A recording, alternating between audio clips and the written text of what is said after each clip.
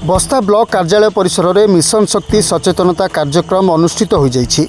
ଏହି କାର୍ଯ୍ୟକ୍ରମରେ ମିଶନ ଶକ୍ତି ମାଧ୍ୟମରେ ପ୍ରତି ସ୍ୱୟଂ ସହାୟକ ମହିଳାମାନଙ୍କୁ 10 ଲକ୍ଷ ଟଙ୍କା ଲେଖାଏଁ ବିନା ସୁଧରେ ଋଣ ଯୋଜନାକୁ ମାନ୍ୟବର ମୁଖ୍ୟମନ୍ତ୍ରୀ ନବୀନ ପଟ୍ଟନାୟକ ଭିଡ଼ିଓ କନଫରେନ୍ସ ମାଧ୍ୟମରେ ଏହାକୁ ଆନୁଷ୍ଠାନିକ ଉଦ୍ଘାଟନ କରିଛନ୍ତି।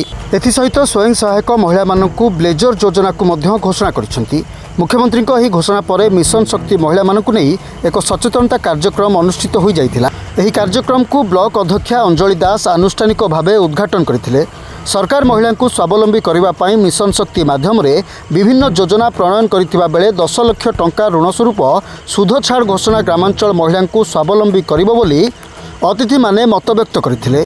आज जो ऋण फेरस्त कार्यक्रम है आमर माननीय मुख्यमंत्री 145 कोटी टंका ऋण मंजूर कले ताने जो एसएचजी 5 लाख टंका सब ऋण नहीं सुध फेरस्त केते आसी से एसएचजी मान को बाछिक आज सब ऋण प्रदान करागला। कारण ब्लेजर जो जड़े पिंधि दूसरी तार गोटे अलग प्रकार अनुभूति कहीं मत माननीय मुख्यमंत्री आम बस्ता ब्लॉक तरफ दुबई पठे तेणु मुझे दुबई फेरी आसी तेणु मु तार से कथा अविश्वसनीय तेणु मु कहवाटा अत्युक्त हम ना। सर्वशेष सरकार पक्षर विदेश गस्त कर सस्मिता महापात्र को उत्तरीय और पुष्पगुच्छ दे संबर्धना दि जाइथिला।